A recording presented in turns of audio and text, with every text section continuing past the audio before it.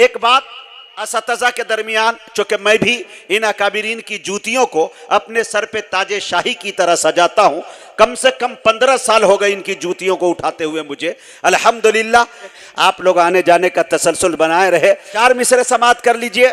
और क्या कहते हैं कि चक्कर न हज कमेटी के, काटू न कोर्ट के। आहा, शेर देखे मेरे दोस्तों, हुज्जाज़े कराम का काफिला मदीने की तरफ रवां दवा हो रहा है। और एक बस औकात ऐसा होता है कि कई मरतबा हज कमेटी में फॉर्म भरा जाता है, लेकिन दौलत होते हुए वो हज नहीं कर पाता है, रिजेक्ट कर दिया जाता है। लेकिन शायर एक पहलू निकालता है, तसव्वुरात और इश्क के पहलू कैसे निकलते हैं। शेर देखे मेरे दोस्तों, चक्कर न हज कमेटी के, काटू न कोर्ट के, ये एहसान क्यों उठाऊं किसी के सपोर्ट के। थोड़ा बोल दीजिए सुभान अल्लाह।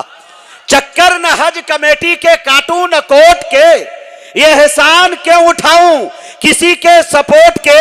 और अल्लाह मेरे जिस्म में 2 पर लगा दे तू, हर दिन मदीने जाऊं बिना पासपोर्ट के।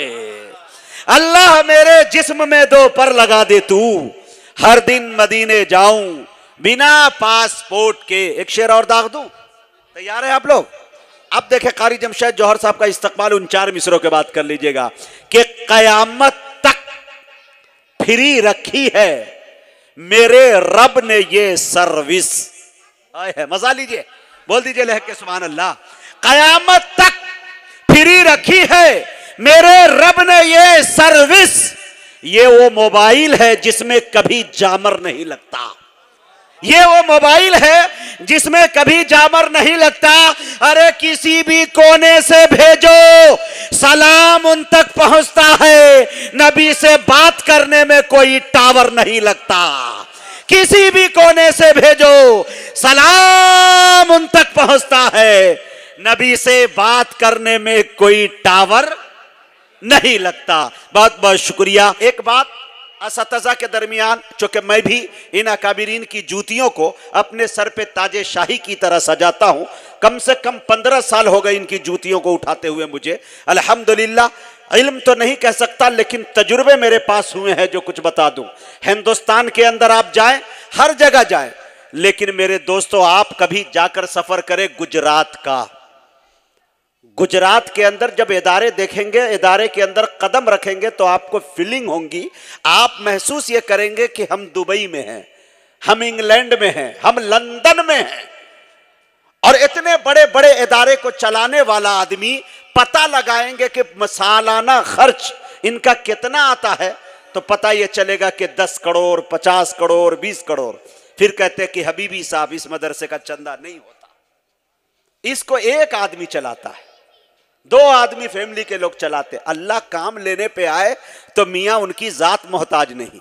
हमने गुजरात में यह महसूस किया कि वहां की जो रिवायत है और वहां के लोगों के अंदर जो ये तरबियत है, यह है कि पहली कमाई वहां का अगर आदमी कोई कमाता है नौजवान, तो उसकी ख्वाहिश ये होती है कि मेरी तनख्वाह पहली मदरसे में चले जाए, मकतब में चले जाए।